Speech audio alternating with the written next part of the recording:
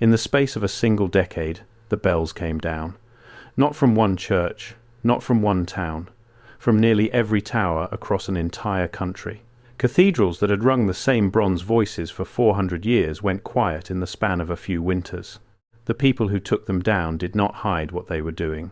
They wrote it into law, they hauled the bells through the streets in broad daylight, and they melted them into something else entirely. And here is the part that still unsettles people 2 centuries later. When the bells were gone, the cities were never quite the same again. Something shifted in how those towns kept time, how they traded, how they gathered, and even how they remembered who they were. Today there is a theory spreading across the internet that says the bells were never about religion at all, that they were part of a lost technology, a hidden source of power, silenced on purpose by people who wanted the old world forgotten. It sounds absurd the first time you hear it. But to understand why so many people believe it, you have to understand what actually happened. I have to pause here for a second, because what I just described, that is one case from a much larger pattern. There are 35 documented cases in a document I put together. Different cities, different decades, different types of evidence. Every single one follows the same sequence: discovered, documented, acquired, disappeared. I could not fit all of it into a video. It's in the pinned comment below. Find it before we continue. Because the real story is stranger than the myth, and it is far better documented. So let's go back to the winter it started. And let's start with a simple question that turns out to be much harder to answer than you would think. What was a bell tower actually for? We look at a cathedral bell now, and we see decoration, a bit of romance, something that rings on a Sunday and on New Year's Eve. But for most of European history, a bell was not decoration. A bell was infrastructure. It was one of the most important pieces of technology a town owned. Think about the world before the wristwatch, before the pocket watch was common, before the average family could afford a clock of any kind, or even read one. How did an entire city agree on what time it was? How did thousands of people who could not see each other start work at the same hour, stop at the same hour, open the market at the same moment, and gather in the same place when something went wrong? They did it with sound. They did it with the bell. The bell was the clock. When it rang, the day began. When it rang again, the workers put down their tools. It marked the opening of the market and the closing of the gates. It called people to worship, yes, but it also called them to council meetings, to funerals, to weddings, and to war. When a fire broke out, the bell rang in a pattern everyone knew. When a flood was coming, or an army, or a plague, the bell told you before any messenger could reach your door. There was even a phrase for belonging in the old world. You were part of the community whose bells you could hear. Historians have written about it. Your parish, your town, the edge of your world was defined by how far the sound carried. Step beyond the range of the bells and you had stepped into someone else's territory. The sound was a boundary. It was a map you could hear. So when we say the bells came down, understand what that really means. It was not like taking a painting off a wall. It was like a modern city losing its clocks, its alarm system, its public address network, and a piece of its identity, all at once, on purpose. And that is exactly what happened in France in the 1790s. Here is how it began. In the middle of the revolution, the new government had a problem. It was broke. The old monarchy had bankrupted the state, tax collection had collapsed, and there was almost no hard money left in the country. So in late 1789, the revolutionaries passed a decree that put the property of the church into the hands of the state. Every field, every building, every treasure the church owned now belonged to the nation. And the church, in that era, owned an enormous share of everything. At first they melted the silver, the gold plate, the candlesticks, the vessels. Louis XVI himself handed over his silver and gold to the mint. But it was not enough. The government started printing paper money backed by the seized church land, a currency called the assignat, and they printed and printed until the paper was almost worthless. People stopped trusting it. What they wanted was real metal in their hands, real coins, and the country was running out of copper. So they came for the bells. The bells were bronze, roughly 4 parts copper to 1 part tin. In a country desperate for metal, A single large cathedral bell was a small fortune in raw material, hanging in plain sight in every tower in France, and there were tens of thousands of them. Over roughly 3 years, from 1791 to 1794, more than 100,000 bells were pulled from French churches. Let that number sit for a second. Over 100,000. They were carted to foundries and melted down, and they were turned into two things that tell you everything about what the Revolution actually cared about: cannon and coins. The bronze that had called people to prayer became artillery aimed at France's enemies, and it became small change. There are coins from this period made from bell metal, little pieces stamped with a set of scales, that people carried in their pockets and spent at the market. The voice of the cathedral, melted down and passed hand to hand as pocket money. You can see it most clearly at Notre Dame de Paris, the most famous cathedral in the world. Between 1791 and 1792, almost every bell in its towers was torn out and melted. Only one survived. A great bell named Emmanuel, cast back in 1685, so massive and so revered that it escaped the foundry. Every other bronze voice in Notre Dame was destroyed. For decades afterward, the cathedral rang with replacements cast from inferior metal, bells that experts would later say never sounded right, until they were finally replaced again in modern times. But this was just the beginning of the story, because the real question is not what happened to the bells, it is what happened to the cities after the bells were gone. Start with the money, because the economic damage is the part that gets forgotten. The bell metal coins were a symptom of something much larger. France was sliding into one of the most violent inflations in its history. The assignat, that paper money, kept losing value. By 1793 there were billions of it in circulation. By 1795 there were tens of billions. By the time the printing plates were finally smashed in 1796, something like 40 billion in paper money existed, and it was worth almost nothing. Savings evaporated. Wages could not keep up with prices. Ordinary people who had done everything right watched their money die in their hands. Now layer the silence on top of that. Picture a French town in 1794. The paper money is worthless, and the bell that used to tell you when to work, when to trade, when to gather, is gone, melted into a cannon somewhere on the frontier. The market square that used to come alive at the sound of the opening bell now had no signal. The workers who used to start and stop by the tolling of the tower had lost their shared clock. Time itself became uncertain. This is not a small thing. In a world without personal timepieces, the town bell was how strangers coordinated. It was the operating system of daily life. Remove it, and you have thousands of people with no common way to agree on the hour. Markets grew ragged. The rhythm of the working day broke down. Think about what that actually did to trade. A market only works if buyers and sellers show up at the same time. The farmer with grain, the baker who needs it, the merchant, the moneylender, the customer, all of them had to converge on the same square within the same window, or the whole system stumbled. For centuries the bell had been that signal. It told the surrounding villages when the market opened, which meant it told them when it was worth walking 2 hours down the road with a cart of produce. Take away the signal and you take away the confidence.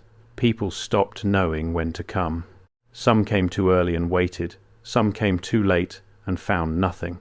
Trade did not stop, but it grew slower, more uncertain, more expensive, in 100 small ways that never made it into a history book, but that every shopkeeper felt in the till at the end of the day. And the emergency system broke down with it. When the bell was gone, how did you warn the town of a fire, of a flood, of soldiers on the road? The alarm network had been carted off to a smelter. And there was a deeper loss that is harder to measure, but that people at the time felt intensely. The bells were memory. They marked every birth, every death, every wedding in a community for centuries. The same bronze that rang when your grandmother was baptized rang when she was buried. When that was taken away, something in the identity of the place went with it. Towns describe a strange quiet in those years, a silence where the heartbeat of the city used to be. If this had happened only once, in one country, during one chaotic revolution, we could call it a tragic accident of history. But it did not happen only once. It happened again and again. And that repetition is where this story starts to get genuinely strange. Fast forward a little over a century to the First World War. Europe is at war, and modern industrial war eats metal. It needs copper and tin and bronze in staggering quantities to make shell casings and ammunition. And once again, the authorities looked up at the towers and saw not sacred objects, but raw material hanging there for the taking. In Germany and Austria, the state began requisitioning church bells to feed the war machine. There are photographs from 1916 of great bells being lowered from Viennese churches, loaded onto carts, and hauled off to the arsenal to be melted into weapons. A priest in that era gave a sermon as his bells were taken, and he said something that has stayed with people ever since. He said the bells would speak a different language in the future. The bronze that was meant to preach peace and heal wounded hearts would now tear bodies apart and open wounds that would never close. The bells that had called people to comfort were being turned into the shells that killed their sons. And it was not only the bells. The metal hunger of that war reached into every home. Families were pressured to hand over copper pots, brass fittings, bronze ornaments, anything that could be melted for the front. Women gave up jewellery and even wedding rings in exchange for plain iron replacements stamped with patriotic slogans. Refusing could bring a fine, or worse. But the bells were the great prize, because a single tower could yield more usable metal than a whole street of households. So the towers were emptied, and communities that had rung the same bells through every joy and every funeral for generations suddenly heard nothing on Sunday morning. For many towns, the First World War was the first time in living memory that the tower had gone silent. People described it as a kind of mourning, a grief with no funeral, because the thing being buried was the sound of the place itself. But the First World War was nothing compared to what came next, because the largest, most systematic stripping of bells in human history was still to come, and it happened inside a single, terrible decade. On the 15th of March, 1940, the Nazi regime issued a decree through Hermann Göring. Its purpose was simple and chilling: reclaim all bells for the war effort. Every bronze bell in the Reich was now a resource to be catalogued and seized. And the way they did it reveals a cold, deliberate mind at work. They did not just grab bells at random. They graded them. Every bell was scored, roughly A through D, based on its age and its value. The newest bells, the ones cast in the last century, were labelled replaceable and melted first. Then the next grade, and the next. The oldest bells, the ones cast before certain historic dates, were sometimes spared as trophies or as objects too precious to destroy. It was bureaucratic. It was organised. It was industrial destruction with a filing system. And here is the detail that the modern theorists cannot stop talking about. In most parishes, the Nazis allowed exactly one bell to remain. One. A single bell left in the tower so the community could ring an emergency. Everything else was taken. The confiscations spread across the whole of occupied Europe. Austria, Belgium, Czechoslovakia, France, Hungary, Italy, the Netherlands, Norway, Poland, the Soviet Union, Yugoslavia. Even the Vatican was drawn into it. By the time it was over, something like 175,000 bells had been taken from towers across Europe, and roughly 150,000 of them were destroyed. Where did they go? This is where the story becomes almost unbearable to picture. The bells were shipped by river and by rail to enormous collection points that the Germans themselves called Glockenfriedhof, bell cemeteries. Vast yards where the bronze voices of thousands of communities were stacked together, waiting to be broken apart and melted into ingots. The largest of these bell cemeteries was in the port of Hamburg, and when the war ended, when the Allies finally reached the harbour, they found something that looked like a mass grave. Thousands of church bells, gathered from all across the continent, still sitting on the quay. By some accounts, around 10,000 bells remained in Hamburg alone, saved only because the war ended before they could be fed into the furnaces. Row upon row of them, each one the stolen voice of a town somewhere in Europe, waiting to become shell casings. The scale was so disturbing that after the war, the seizure and destruction of church bells was counted among the crimes examined at the Nuremberg trials. It was recognized, formally, as an act of cultural destruction, not just theft of metal, but the deliberate silencing of communities. And there was a fourth wave, running alongside the others. Before I go further, that that document in the pinned comment. If you have not found it yet, go there now, because everything I cover in these videos is one piece of a pattern that only becomes visible when you see all 35 cases together. The document shows you the full pattern. What I can show you here is the surface. What is down there is everything underneath it. Pinned comment, now, then come back, that almost no one ever hears about at all. In the young Soviet Union, in the 1920s and 30s, the state waged an open campaign against the church, and the bells were among the first targets. This time the motive was not war, and it was not simple bankruptcy, it was ideology. The bells were the loudest, proudest voice of the old religious order, and the new regime wanted that voice gone. So, they pulled the bells from the towers of Russian churches by the thousands and fed them into the furnaces of a country racing to industrialize. The bronze became machinery, tractors, rails, the raw material of the 5-year plans. Great historic bells that had rung across Moscow and beyond for centuries were shattered and carted away. Ringing itself was restricted, then banned in many places. A civilization that had measured its life by the sound of the bell was ordered, quite literally, into silence. And once again, when the sound stopped, the character of the cities changed. The public square lost its heartbeat. The shared clock in the sky went dark. 4 waves then. Revolutionary France, the First World War, Nazi Germany, and the Soviet Union. 4 different centuries of motive, one identical result. The towers stripped and the air gone quiet. And now you can see why the theorists get so excited. Look at the pattern. 3 separate times, in 3 separate eras, powerful states systematically stripped the bells from the towers of an entire civilization. They melted the sound of the old world into weapons and money. And in the most systematic case of all, they left exactly 1 bell behind, as if one was permitted but the full voice was forbidden. So the theory goes like this. And I want to lay it out honestly, because it deserves a fair hearing before we test it. The theory says that the bells were never simple instruments. It says the towers were not just architecture, but antennas. That the great cathedrals of the old world were built to tap into a natural, free source of energy, sometimes called the ether, an invisible field of power in the atmosphere itself. In this story, the bells were resonators. Their vibration did something. They tuned the tower to the sky, and the reason so many towers were built so tall, so precise, so acoustically perfect, was not devotion, it was function. And then, the theory continues, a great reset happened. The old advanced world was erased, its history rewritten, its technology suppressed. The bells had to come down because they were part of a power system that the new order did not want humanity to have. Leaving 1 bell in each tower was a kind of insult, or a control. Enough to signal, not enough to power anything. The strippings, in this telling, were not about war or money at all. They were about silencing a technology. And I want to be fair to the strongest version of it, because there is one piece the theorists point to that is completely true. Historians who have studied the Nazi seizures in particular have argued that the confiscation did far more than gather metal. It muted a nation's audible identity.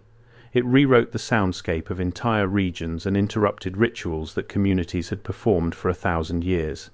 One scholar put the question sharply. If bells were only metal, why bother leaving 1 in each parish at all? Why grade them by age with such care? The people doing the taking clearly understood that a bell was more than bronze. They understood it was a voice, and silencing a voice is an act of power, not just an act of salvage. On that point, the theorists and the historians actually agree. It is a seductive story, and I understand exactly why it spreads. But when you hold it up against the documented evidence, the grand version starts to fall apart in specific, important ways, and the honest thing to do is show you where. First, the free energy claim. There is no documented mechanism in any of the physics we can actually test by which a bronze bell hanging in a tower harvests power from the atmosphere. A bell is an acoustic instrument. Strike it, and it converts mechanical energy into sound, and the sound fades. It does not generate usable power. If cathedral towers were harvesting free energy for centuries, we would expect to find the machinery that stored it, moved it, and used it. We find bell ropes and wooden wheels. We find the tools of ringers, not the tools of engineers tapping an invisible grid. Second, the one bell mystery. The theorists point to the single bell left behind as proof of a hidden agenda, but the documents tell us plainly why it was left. In the Nazi case, the decree itself ordered that one bell remain so that the parish could still sound an emergency, a fire, an air raid, a warning. It was practical, and it lines up with the grading system, where the oldest and most valuable bells were sometimes the ones spared. There is no need for a secret to explain it. The paperwork explains it. Third, the timeline.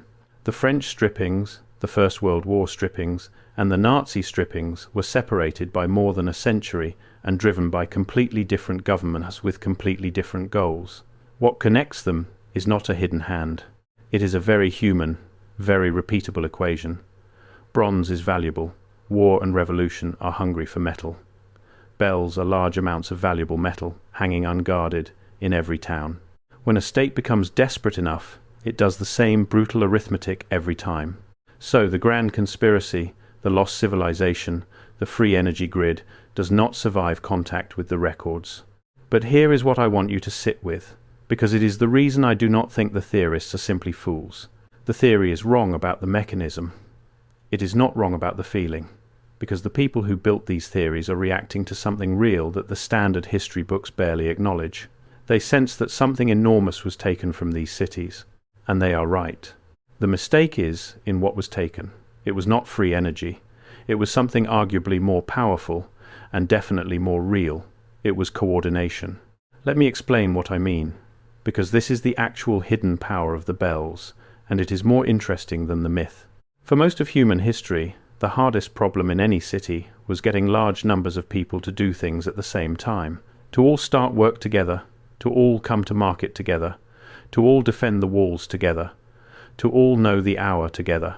We solve that today with 1,000 invisible technologies. Clocks on every wall, phones in every pocket, alarms, notifications, synchronized networks. But for centuries, the town had exactly one technology that could reach everyone at once, indoors and outdoors, awake or asleep, literate or not. The bell. The bell was the original synchronizing machine. It was how a pre-modern economy kept time. It set the length of the working day. It opened and closed the market, which meant it literally governed when buying and selling could happen. It sounded the curfew that emptied the streets at night. It defined the boundary of the community, the range within which you belonged and paid your dues and owed your loyalty. Legal records and land customs sometimes referred to that range. Being within the sound of the bells was not just poetry, it was closer to a jurisdiction. So when the bells came down, a city did not lose a decoration. It lost its clock, its market signal, its curfew, its alarm system, and a piece of its legal and emotional identity, all in one stroke. And it had to rebuild all of that from scratch, using other tools. And that is exactly what happened next. This is the part of the story with a genuine payoff. Look at what rose up to replace the bells after they fell silent. Public tower clocks, mechanical and then electric, spreading across towns to give people the hour the bells used to give. Factory whistles, screaming across industrial cities to start and end the shift, doing the job the work bell once did. Printed timetables and schedules, telling people when the coach left and when the train arrived. And eventually the pocket watch and the wristwatch, putting a tiny private bell tower in every person's pocket so they no longer needed the tower at all.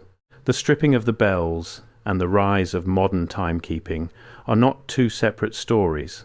They are the same story. As the old shared communal sacred way of keeping time was carted off to the smelters, a new private, mechanical, industrial way of keeping time rushed in to fill the silence. The city that lost its bells did not simply go quiet forever. It re-coordinated itself around machines, and something about the texture of daily life changed permanently in the process. Before, time was public. It rang out over everyone equally, the rich and the poor, in the same tones, from the same tower, marking the same hours for all.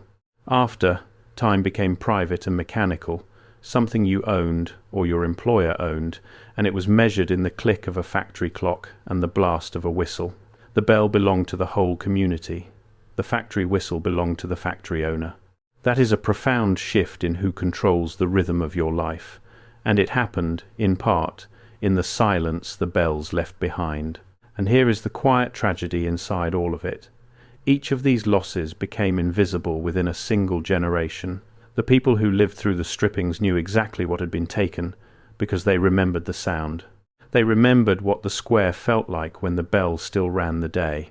But their children grew up in the quieter world, and to them the silence was simply normal. They never missed what you'd never heard. So the loss did not announce itself. It faded into the background, one generation at a time, until almost no one could name the thing that was gone. That is why it takes a strange internet theory to make people feel it again. The feeling is a memory the culture buried, and every so often something drags it back up to the surface. So the theorists are chasing a ghost, but the ghost is real. They feel the absence of something that genuinely used to hold cities together. They just reach for ether and lost technology to explain it, when the truth is standing right there in the records. What was lost was a shared, communal control of time and space, a piece of civic infrastructure so old and so constant that people had stopped noticing it was there until the moment it was gone. And maybe that is the real reason this story refuses to die, not because there was a secret power grid in the towers, but because there was a kind of power in the bells that we no longer have, and no longer even have a word for. The power of a single sound that could reach an entire community at once and tell them, together, what time it was and what they were. We traded that for accuracy and convenience, and mostly that was a fair trade. But something intimate was lost in it, and some part of us still hears the absence. There is one last image worth holding on to. After the Second World War, in that Hamburg harbour, among the thousands of bells stacked and waiting to be destroyed, investigators did something no one had ever been able to do before. For the first time in history, bells from all across Europe were gathered in one place, and experts studied them together. They measured their tones, catalogued their sounds, and learned more about the craft of bell-making in that graveyard than centuries of scattered study had ever revealed. Out of the largest act of destruction came a strange, sad flowering of knowledge. Many of those bells were eventually melted anyway. Some were returned to their hometowns and rung again, and are still being found and returned to this day, unearthed from where villagers buried them to hide them from the soldiers who came to take their voices. Think about what that took. Ordinary people, in the middle of a war, risking real punishment to dig a hole in the dark and lower a bell into the ground, so that the sound of their town would survive whatever was coming. They could not save their homes, they could not always save their families, but they could save the voice. And decades later, a farmer's plough or a builder's shovel still turns up one of those hidden bells, buried for 80 years, waiting. When one is found, it is often cleaned, repaired, and hung again in the same tower it was torn from. And on the day it rings for the first time in nearly a century, entire towns come out to listen, many of them hearing that particular sound for the very first time in their lives. So the next time you stand in an old city and hear a church bell ring across the rooftops, listen a little differently. That sound is a survivor. In 3 separate eras, powerful states looked up at those towers and saw only metal to be melted into money and weapons. The bells that still ring are the ones that slip through, the ones that were hidden, or spared, or simply lucky. They were never a free energy machine, but they were never just decoration either. They were the voice a city used to keep itself together. And for one strange decade after another, someone decided that voice had to be silenced. The question worth asking is not whether there was a lost technology in the towers. The question is why, so many times, and in so many places, the people in power were so determined to take the bells down. And what it says about us, that we handed the rhythm of our lives over to the whistle and the clock, and barely noticed the moment the old sound stopped. The towers are still standing. Most of them are quiet now, and the silence, once you start to hear it, is louder than you would ever expect. And somewhere out there, yet another buried bell is still waiting to be heard.